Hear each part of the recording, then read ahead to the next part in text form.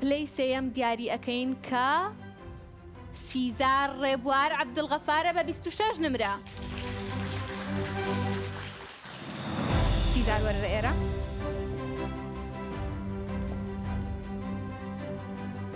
سيزار پیرۆزە. هەستە چۆنەکە توانی بگەیتە قۆناغی کۆتایی. ئەکید هەستەکە زۆرە خوشە و هەرچەندە یعنی من ئەیکەمتی بێ بەس سپاس زۆر. داوا دەکەم لە دکتۆر سەنعان بێت و خەڵاتی سيزارمان پێشکەش بکات.